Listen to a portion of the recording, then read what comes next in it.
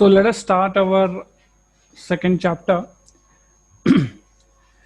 आपका जो second year BBA का बिजनेस मैथमेटिक्स एंड स्टैटिस्टिक्स है उसमें यूनिट नंबर 2 जो है जो यूनिट नंबर 2 जो है वो आपका है univariate data analysis.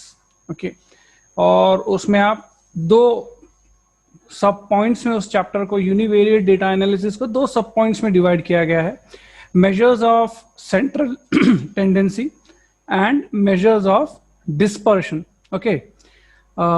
Last year तक जो यूनिवर्सिटी का मैथमेटिक्स का सब्जेक्ट था उसमें वो स्टूडेंट्स को सिर्फ मेजर्स ऑफ सेंट्रल टेंडेंसी था और उसमें वो लोग अरिथमेटिक मीन, मीडियन और मोड सीखते थे।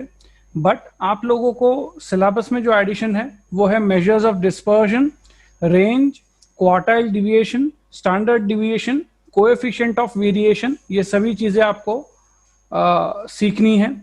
उसी के साथ उसके आगे के जितने भी यूनिट्स है, यूनिट 3, यूनिट 4, ये सभी आप लोगों के लिए यूनिक है। ये पूरा आपका मैथमेटिक्स का जो सिलेबस है वो पूरी तरह से डिफरेंट है।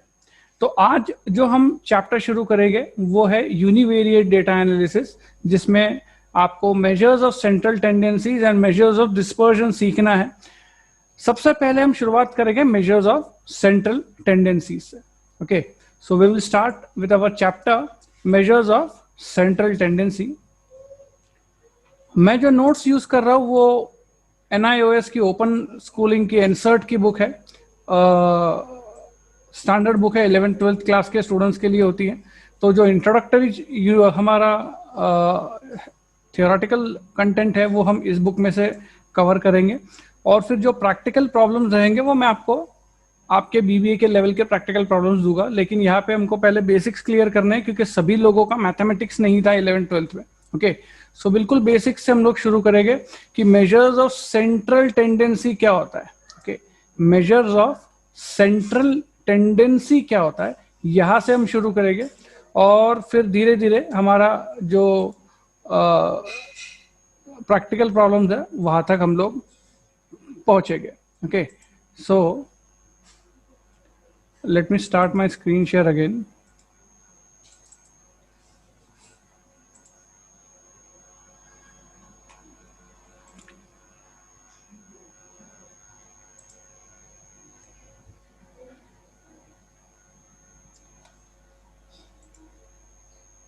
So हम पहले तो हमारा चैप्टर का नाम लिख लेते हैं। What we are studying is measures of central tendency। measures of central tendency।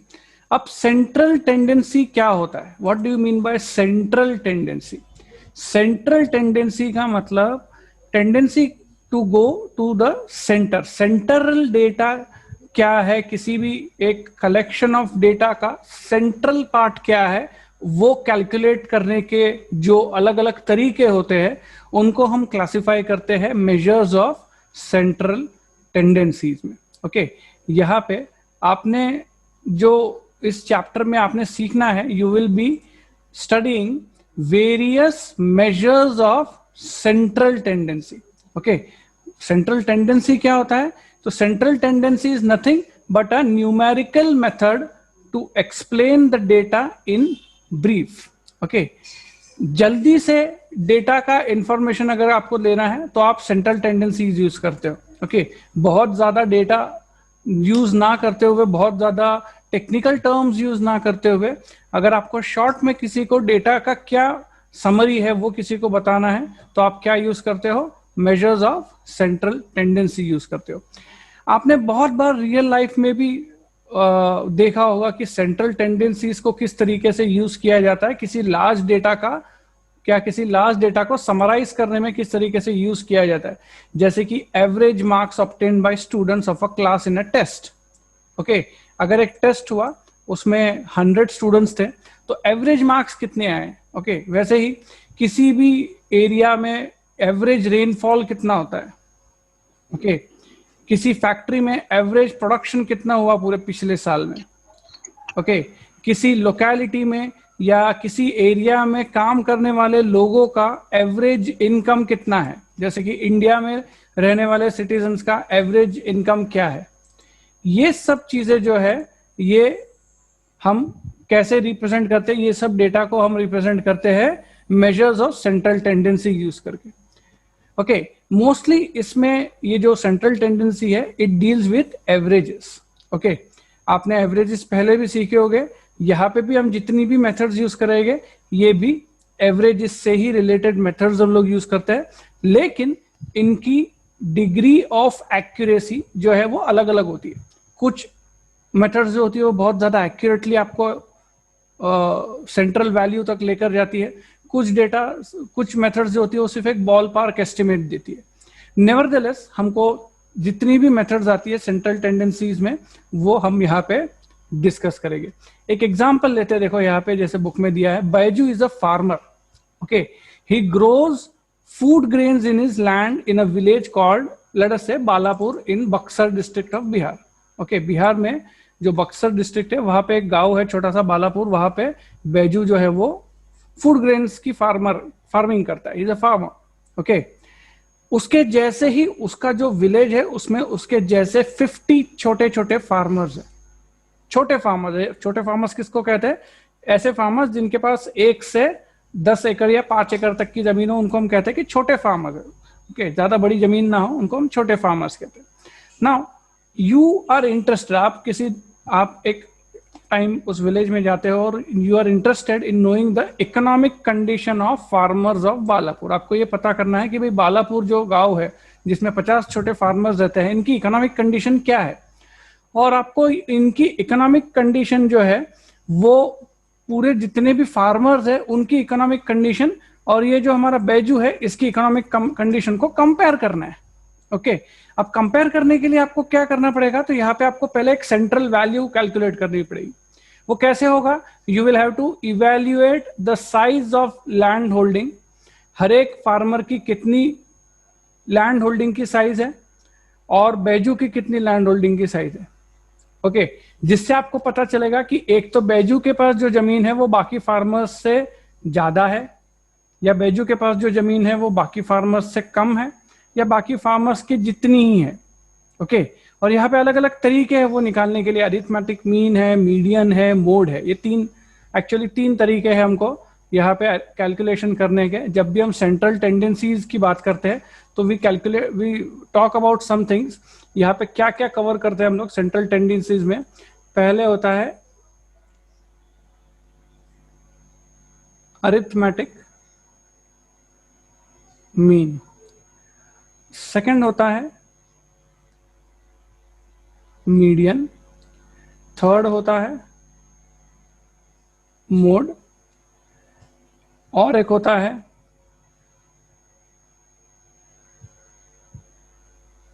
पार्टीशनल values, फिर आता है हार्मोनिक मीन, फिर आता है जियोमेट्रिक मीन। ओके, जब भी हम बात करते हैं मेजर्स ऑफ सेंट्रल टेंडेंसी की तो ये सब चीजें वहां पे आती है। These are the 6 things which come under measures of central tendencies. लेकिन आपका जो सिलेबस है उसमें उसके हिसाब से अगर हम चलें तो हमको अरिथमेटिक मीन सीखना है, मीडियन, मोड और पार्टीशनल वैल्यूज सीखनी है। जियोमेट्रिक मीन और हार्मोनिक मीन आपको सिलेबस में नहीं है, तो ये 2 कंसेप्ट हम लोग डिस्कस नहीं करेंगे। लेकिन we will be discussing arithmetic mean, then we will be discussing mode and median and partitional values. अब ये क्या होता है, ये चारों चीजें क्या है? तो ये एवरेजेस कैलकुलेट करने के ही ये क्या है तो तरीके हैं। These are all the methods to calculate averages, और एक एक करके हमको ये सभी मेथड्स को इस चैप्टर में सीखना है और इससे रिलेटेड प्रैक्टिकल प्रॉब्लम्स जो है वो सॉल्व करने हैं। Okay, but before we begin the measures of central tendency, थोड़ा सा मैं आपको पीछे लेके जाऊंगा। जो हमारा लास्ट चैप्टर डिस्कस हुआ था उसमें हमने डेटा के बारे में बात की थी, याद आ रहा है आपको? डेटा के बारे में हमने बात की थी, और डेटा के अलग अलग टाइप्स होते हैं। ओके, एक बार शॉर्ट में हम लोग जस्ट डिस्कस करते हैं फिर से। जो डेटा होगा यहाँ पे आपको मीन, मीडियन, मोड या जो भी कैलकुलेट करना है, वो कैलकुलेट करने के लिए आपको क्या लगेगा? डेटा लगेगा। ओके, और वो जो डेटा होगा वो यहाँ पे आपको, जब आप प्रैक्टिकल प्रॉब्लम्स करोगे तब आपको ये जो डेटा रहेगा ये 3 तरीके में आपको एग्जाम्स में या जो भी आप प्रॉब्लम सॉल्व करोगे उसमें 3 तरीके का डेटा मिलेगा आपको। पहला जो होगा वो इंडिविजुअल डेटा होगा, दूसरा जो होगा वो डिस्क्रीट डेटा होगा, और तीसरा जो होगा वो कंटिन्यूअस डेटा होगा। ओके, अब इनका क्या मतलब होता है? इंडिविजुअल डेटा, डिस्क्रीट डेटा और कंटिन्यूअस डेटा का क्या मतलब होता है, ये थोड़ा सा हम डिस्कस करते हैं, और उसके बाद हम अरिथमेटिक मीन का कैलकुलेशन जो है वो शुरू करेंगे। ओके, सो सबसे पहले तो इंडिविजुअल डेटा क्या होता है? ओके, इंडिविजुअल डेटा क्या होता है? तो let us take an example कि एक क्लास है, ओके, और वहां पे अकाउंट्स के ये मार्क्स है। ओके, अकाउंट्स के मार्क्स है जो 10 बच्चों को मिले हैं out of 50। Okay, out of 50 10 बच्चों को मिले हुए मार्क्स है। एक पहले वाले स्टूडेंट को 50 मिले, दूसरे वाले स्टूडेंट को 45 मिले, तीसरे वाले को 40 मिले, चौथे वाले को 35 मिले, पांचवे को फिर से 50 मिले, छठे को 45, सातवें को 45, आठवें को 40, नाइन्थ वाले को 45 और 10th को फिर से 35। ओके, तो ये क्या हुआ? इंडिविजुअल डेटा हुआ। 10 बच्चों के मार्क्स अगर आपको दिए गए हैं तो ये इस तरीके से अगर दिए गए कि पहला स्टूडेंट, दूसरा स्टूडेंट, तीसरा स्टूडेंट, 10वें स्टूडेंट तक जो डेटा दिया गया है, तो ये डेटा को हम क्या कहेंगे? ये क्या है? Individual data. ओके, इसको, इस तरीके के डेटा को हम क्या कहते हैं? Individual data. ये समझ में आ रहा है? डेटा आपको एक एक दिया गया है। Is this clear? यस और नो बोलना होता है आपको क्लास में। Yes sir. ओके, अब फिर डिस्क्रीट डेटा क्या होता है? डिस्क्रीट हमने कल डिस्कस किया था कि discrete means what? Discrete means collection of some data. Okay, discrete मतलब कलेक्शन ऑफ डेटा। तो यहां पे कैसा होगा कि आपको कलेक्शन करना है डेटा का। जैसे कि अभी आप ये 10 फिगर्स देखो, इसमें मुझे बताओ कि 50 मार्क कितने स्टूडेंट्स को मिले हैं?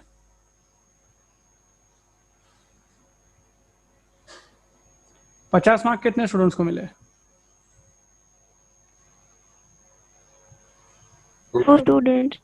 ओके, तो दो स्टूडेंट्स को 50 मार्क मिले हैं। ओके, फिर 45 मार्क कितने स्टूडेंट्स को मिले हैं?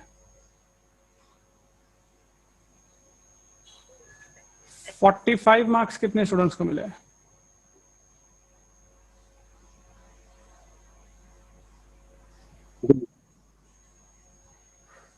Four students. ओके, 4 स्टूडेंट्स को 45 मार्क मिले हैं। फिर 40 मार्क कितने स्टूडेंट्स को मिले हैं?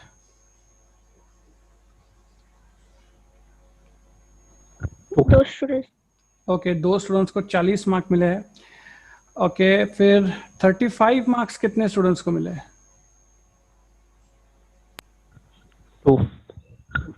ओके, तो ये क्या हुआ? ये डिस्क्रीट मेथड हुआ डेटा कलेक्शन का।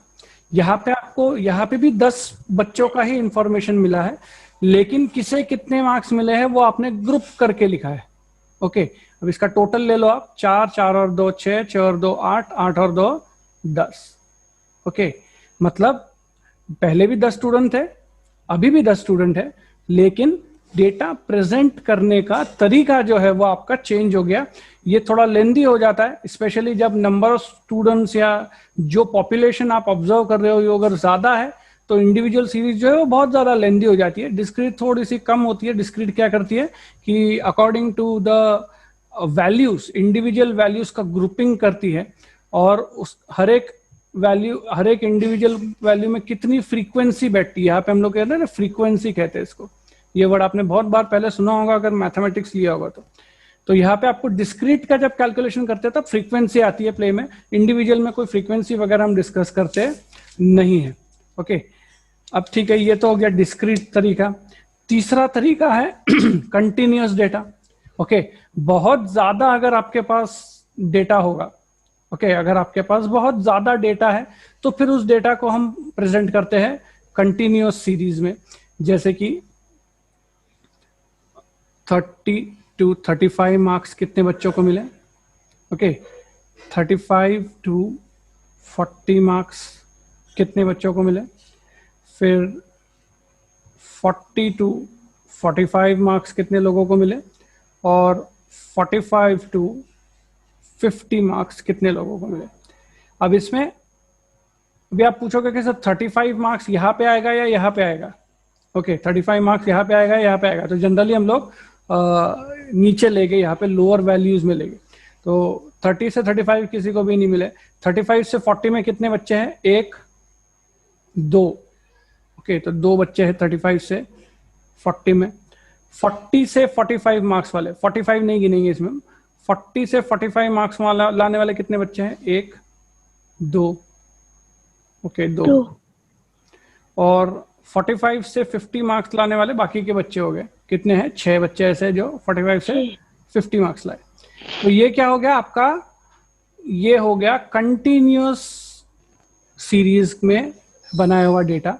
यहाँ पे आपको जो डेटा है वो इंडिविजुअली भी नहीं दिया गया, ग्रुप में भी नहीं दिया गया, आपने डेटा को एक क्या कर दिया है, क्लास इंटरवल।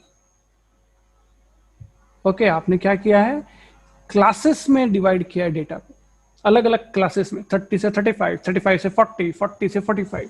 ओके, जैसे आपने बहुत बार स्टैटिस्टिकल प्रॉब्लम्स देखे होंगे या एज ग्रुप्स आप देखते हो कि भाई एज और इनकम के फिगर्स आप देखते हो कि 25 से 30 की उम्र के लोग कितना कमाते हैं, 35 से 40 की उम्र के लोग कितना कमाते हैं।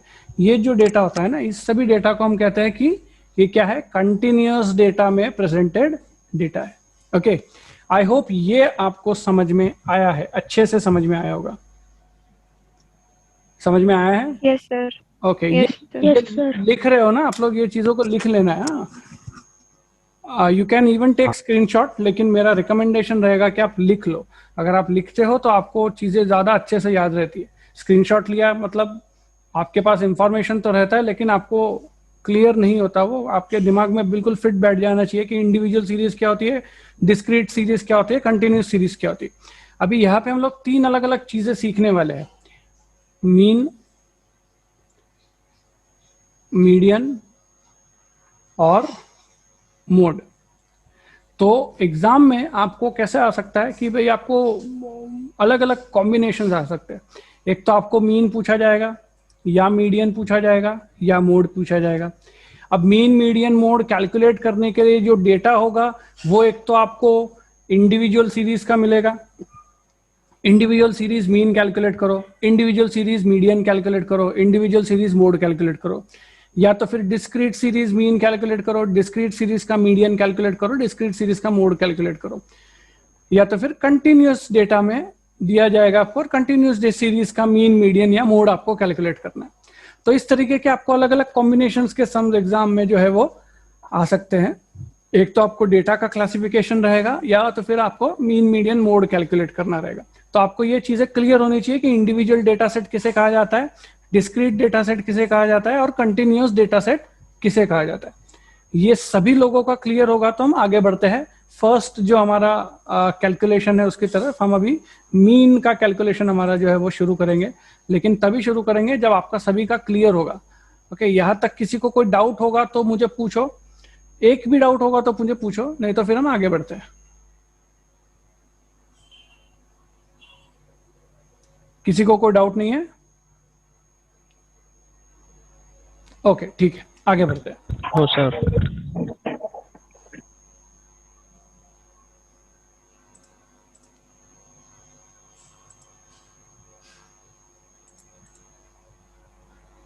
अभी आप सबसे पहली हेडिंग दीजिए। ओके, सबसे पहले आपको हेडिंग देनी है अरिथमेटिक मीन की। ओके, सबसे पहले हम जो शुरू करने जा रहे हैं वो है arithmetic mean. Number 1,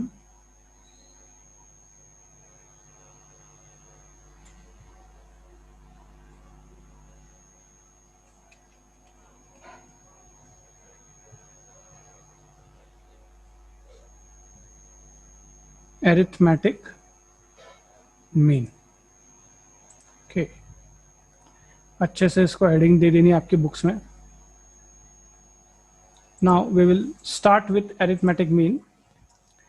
arithmetic mean में सबसे पहली शुरुआत हम जहां से करेंगे, अरिथमेटिक मीन की शुरुआत हम जहां से करेंगे वो है arithmetic mean for individual series. Okay, AM for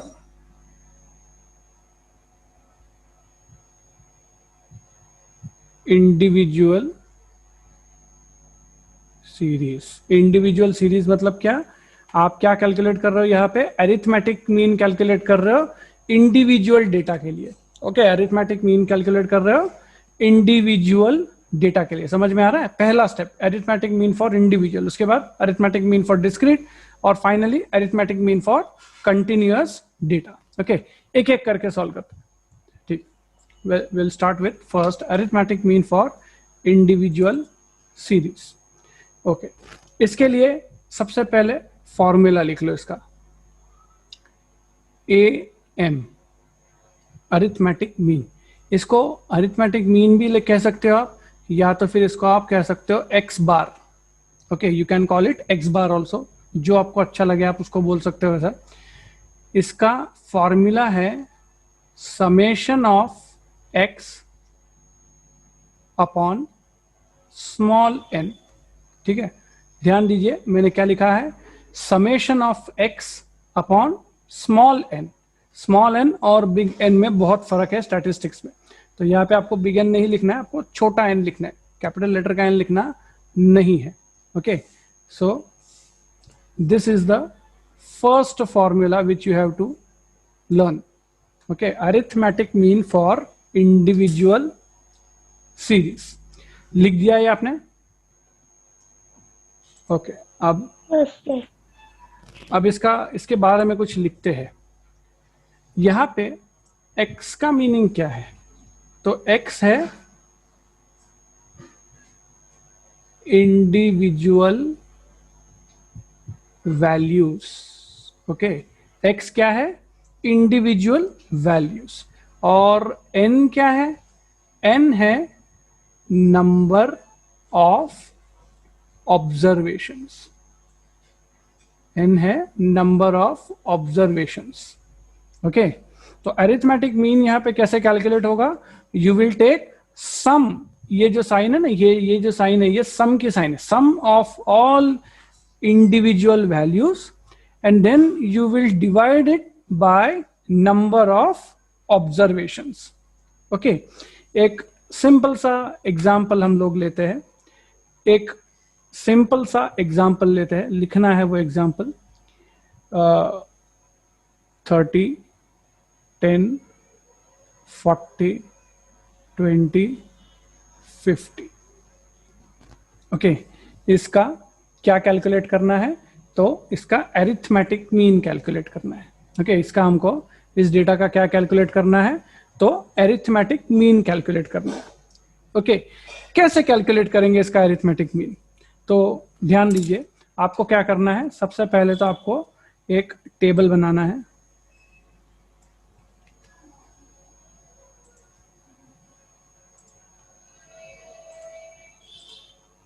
we will make a table।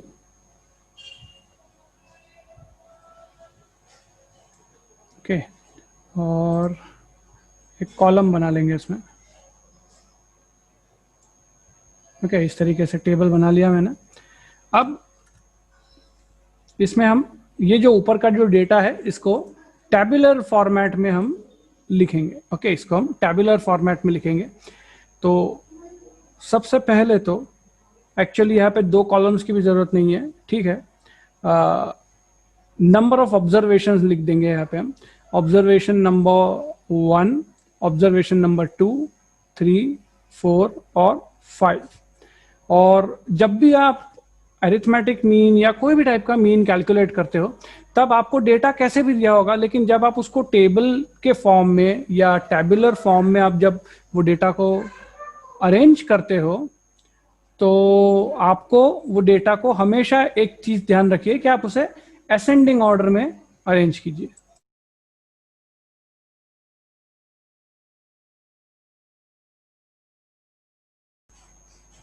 आपको ये डेटा क्या करना है, हमेशा असेंडिंग ऑर्डर में अरेंज करके लिखना है। ओके, असेंडिंग ऑर्डर में कैसे अरेंज होगा, आप बताओ मुझे। असेंडिंग ऑर्डर में पहला वैल्यू क्या लिखूंगा मैं यहाँ पे? 10. ओके, 10। अच्छा, इसको पहले लिखने से पहले इसको टेबल को कुछ नाम दे देते हैं। तो ये है ना हमारे इंडिविजुअल वैल्यूज है, तो इसको हम कह देते हैं कि ये क्या है, हमारा x है। ओके, x में सबसे पहले आएगा 10, उसके बाद सेकंड वैल्यू है 20, उसके बाद थर्ड वैल्यू आएगी 30। ओके, उसके बाद फोर्थ वैल्यू आएगी हमारी 40, फिफ्थ वैल्यू आएगी 50। ओके, अब इसका टोटल ले लो, कितना आता है total? 10 plus 20 plus 30 plus 40 plus 50, कितना आता है बताओ मुझे जल्दी से। 150।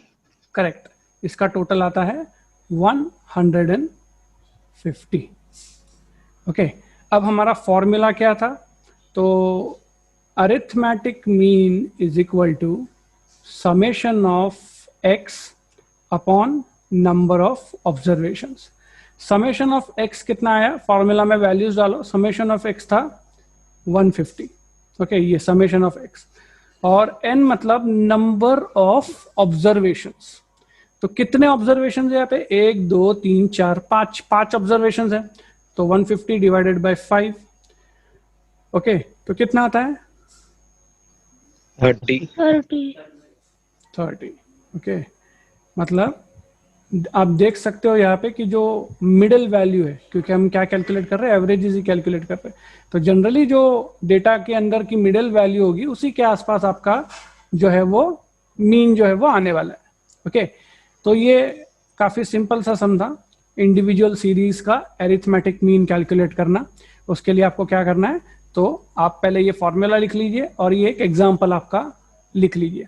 ये समझ में आया सभी को? किसी को कोई डाउट यहाँ पे? No sir. Okay okay, so अभी हमने अरिथमेटिक मीन क्या होता है ये डिस्कस किया, और अरिथमेटिक मीन से रिलेटेड एक सिंपल सा एग्जाम्पल लिया, arithmetic mean for individual series का। Okay, arithmetic mean for individual series का एक सिंपल सा एग्जाम्पल लिया। नेक्स्ट हम लोग जो पढ़ेंगे वो है arithmetic mean for discrete series. Okay, arithmetic mean for discrete series. तो आपने सेकंड हेडिंग जो डालनी है वो है आपके बुक्स में,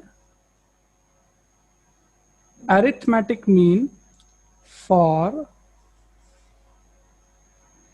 discrete series. Arithmetic mean for discrete series. Discrete series का मतलब होता है कि यहाँ पे आपको जो डेटा होगा वो इंडिविजुअल डेटा ना मिलते हुए आपको डेटा जो है वो ग्रुप किया जाएगा।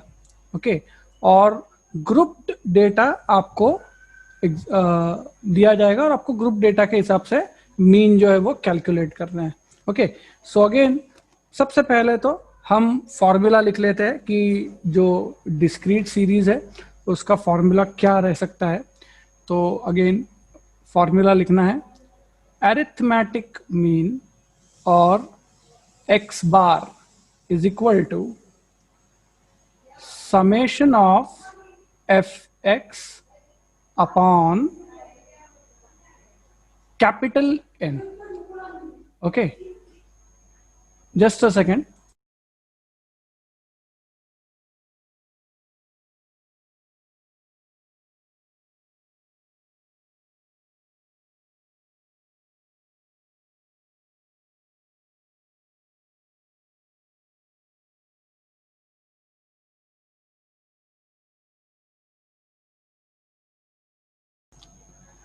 ओके, सो फॉर्मूला क्या है कि arithmetic mean is equal to x bar summation of f x upon capital n. Okay, यहाँ पे छोटा एन नहीं है, okay, we are using the capital n. अब इसका क्या मतलब है ये भी हम पता करते हैं।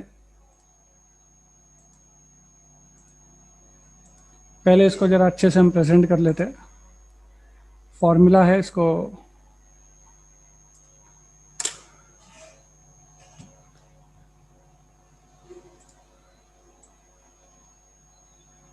arithmetic mean is equal to summation of fx upon n। Okay, अब fx क्या होता है, n क्या होता है, ये एक एक करके हम लोग डिस्कस करते हैं। एक्चुअली सम जब हम लोग करेंगे तब ये आपको समझ में आ ही जाएगा। यहाँ पे एक नया चीज क्या है कि n। Okay, what is the meaning of capital n? Capital n क्या है? It is nothing but sum of all frequencies. Okay, sum of all frequencies. यहाँ पे एक नई चीज आपके सामने आती है, फ्रीक्वेंसीज। वही चीज ऊपर भी है, देखो, फ्रीक्वेंसी इंटू एक्स। ओके, तो ये फ्रीक्वेंसी क्या होती है? फ्रीक्वेंसी मतलब कितनी बार कोई चीज आ रही है किसी डेटा सेट में। जैसे यहाँ पे हमने ऊपर पढ़ा था, यहाँ पे ये फ्रीक्वेंसी है, 50 मार्क्स मिलने वाले 2 स्टूडेंट है, तो ये फ्रीक्वेंसी है। ओके, 45 मार्क्स मिलने वाले 4 स्टूडेंट्स है, 40 मार्क्स मिलने वाले 2 स्टूडेंट्स है, 35 मार्क्स मिलने वाले 2 स्टूडेंट्स है। तो sum of this frequencies will be n। Okay, sum of this frequencies, ये जो ऊपर की फ्रीक्वेंसी टेबल था ना, इसका जो सम निकालेंगे आप वो रहेगा कैपिटल n। ओके, ये वाला।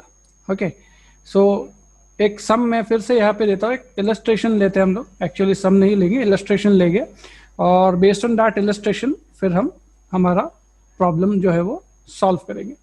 ओके, सो लिख लेना है आपने भी मेरे साथ। There was a test in class. एक क्लास में टेस्ट हुई और कुछ मार्क्स मिले हैं बच्चों को, उस टेस्ट के हिसाब से कुछ मार्क्स मिले थे। तो मार्क्स और number of students. Okay, marks and number of students. तो 10 मार्क, फिर किसी को 20 मार्क मिले, किसी को 30 मार्क्स मिले, किसी को 40 मार्क मिले और किसी को 50 मार्क्स मिले। ओके, 10 मार्क, 5 स्टूडेंट्स ऐसे थे जिनको 10 मार्क मिले। ओके, 10 स्टूडेंट्स ऐसे थे जिनको 20 मार्क मिले, 20 स्टूडेंट ऐसे थे जिनको 30 मार्क मिले, 30 स्टूडेंट ऐसे थे जिनको 40 मार्क मिले, और 40 स्टूडेंट्स ऐसे थे जिनको 50 मार्क्स मिले। ओके, ये जो है ये फ्रीक्वेंसी है। ओके, फ्रीक्वेंसी है, समझ में आ रहा है मैं कैसे बोल रहा हूँ? 5 स्टूडेंट्स को 10 मार्क मिले हैं। ओके, 10 स्टूडेंट्स को 20 मार्क मिले हैं, 20 स्टूडेंट्स को 30 मार्क मिले हैं, 30 स्टूडेंट्स को 40 मार्क्स मिले हैं और 40 स्टूडेंट्स को 50 मार्क मिले। मतलब ये क्या है? ये फ्रीक्वेंसी है। Okay, this are not individual data, this is a frequency. Okay, इसको अच्छे से टेबल बना लेंगे हम।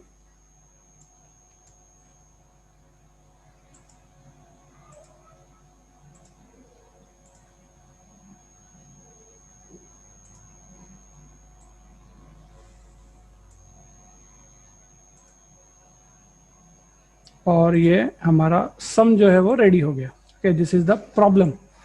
अभी इस प्रॉब्लम से रिलेटेड आंसर जो है वो हम सॉल्व करना शुरू करते हैं। तो हमेशा आपको टेबुलर फॉर्मेट और आपका जो फॉर्मेट है स्टैटिस्टिक्स में, आपको आपके फॉर्मेट पे ध्यान देना है। फॉर्मेट आपका एकदम अच्छा होना चाहिए। फॉर्मेट के मार्क्स होते हैं, नीट एंड क्लीन आंसर्स आपको लिखने होते हैं। ओके, सो अब यहाँ पे हम हमारा सम शुरू करेंगे। सम जब हम लिखते हैं तो आपको फिर से हमारा डेटा जो है उसको पहले टेबुलर फॉर्मेट में उसको अरेंज करना है और फिर उसको हम सॉल्व करेंगे। तो यहाँ पे सबसे पहला कॉलम जो हम बनाएंगे वो होगा मार्क्स का कॉलम। ओके, इसको हम कहेंगे column for x. Okay, marks या एक्स। फिर आते हैं नंबर ऑफ स्टूडेंट्स, जो ऊपर हमने लिखा ना वही है, लेकिन यहाँ पे उनको हम वैल्यूज असाइन कर रहे हैं, डेटा वैल्यूज। इसको हम कहेंगे फ्रीक्वेंसी। ओके, इसको हम कहेंगे फ्रीक्वेंसी एफ। और अब इनकी वैल्यूज लिख दो पहले। वैल्यूज क्या क्या है? 10, 20, 30, 40, 50। ओके, इतनी वैल्यूज है। 10, 20, 30, 40, 50। नेक्स्ट है 5, 10, 20, 30 एंड 40। ओके, ये क्या है? ये इनकी वैल्यूज है। अब फॉर्मूला देखो, क्या कैलकुलेट करना है हमको? Summation of f x calculate करना है। तो अपने पास एफ है, एक्स है, एफ एक्स है क्या? नहीं है, तो पहले अपने को एफ एक्स निकालना पड़ेगा। ओके, तो पहले हम लोग एफ एक्स कैलकुलेट करते हैं। तो एफ एक्स मतलब F multiplied by x. Okay, बताओ मुझे एक एक वैल्यू एफ एक्स की। 10 मल्टीप्लाइड बाय 5 कितना आता है? 50। 20 मल्टीप्लाइड बाय 10, बोलते जाओ आप, वैल्यूज बोलो। 200. यस, 200। नेक्स्ट 200. कितना? 600. 600। 600. करेक्ट, 600। नेक्स्ट 1200 और फाइनली 2000। ओके, ये है वैल्यूज। अब एफ एक्स कैलकुलेट हो गया। अब फॉर्मूला में हमें समेशन ऑफ एफ एक्स चाहिए, मतलब इसका टोटल चाहिए हमको। ओके, इसका टोटल चाहिए। इसका टोटल कितना आता है बताओ मुझे जल्दी से। 4050 correct, 4050 is the 50 summation of f x. दूसरी चीज हमको चाहिए समेशन ऑफ एफ, जो कि एन है, कैपिटल एन, जो समेशन ऑफ एफ है। मतलब ये एफ जो है ना, इसका समेशन, इसका सम कितना आता है? 105. 105, 105। Okay, very good. अब हमारा जो फॉर्मूला है वो हम यहाँ पे अप्लाई करते हैं। Arithmetic mean is equal to x bar is equal to, दोनों में से कोई भी एक लिखो आप, जनरली प्रेफरेंस होता है कि आप एरिथमेटिक मीन लिखो। Summation of f x upon n, ये हमारा फॉर्मूला है, summation of f x upon n. तो अब इसमें वैल्यूज डालो। वैल्यूज क्या थी हमारी? 4050 डिवाइडेड बाय एन कितना था हमारा? 105। ओके, तो कितना आ रहा है अभी? एवरेज कितना आ रहा है मार्क्स का? मीन कितना आ रहा है हमारा? देखो 38.57. ओके 38.57. Okay, correct, 38.57। हमेशा आपको 2 डेसिमल प्लेसेस तक आंसर्स लिखने हैं, 2 डेसिमल प्लेसेस के आगे नहीं जाना है। तो 38.57 is the mean. Okay, so arithmetic mean is 38.57। arithmetic mean कितना है? 38.57। ओके, समझ में आया सभी को ये? Yes sir. ओके, अब इसको हम लोग अच्छे से प्रेजेंट कर लेते हैं। जस्ट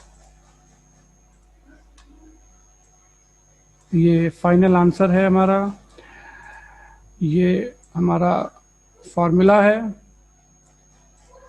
और ये हमारा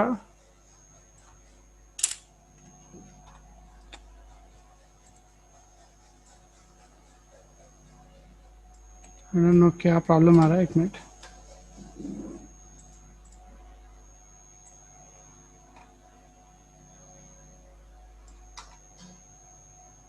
इस तरीके से अच्छे से आपको कॉलम फॉर्मेट में टेबल वगैरह ड्रॉ करके डेटा को जो है वो रिप्रेजेंट करना है। स्टैटिस्टिक्स जो है उसमें आपको बहुत अच्छे से डेटा रिप्रेजेंट करना होता है। प्रेजेंटेशन पे आपको अच्छा ध्यान रखना होता है, प्रेजेंटेशन के मार्क्स होते हैं यहाँ पे। ओके, तो ये हमारा सेकेंड सम था। अब तक हमने क्या क्या सीखा कि अरिथमेटिक मीन इंडिविजुअल सीरीज के लिए कैसे कैलकुलेट करना, अरिथमेटिक मीन डिस्क्रीट सीरीज के लिए किस तरीके से कैलकुलेट करना। Okay, discrete series and individual series. Okay.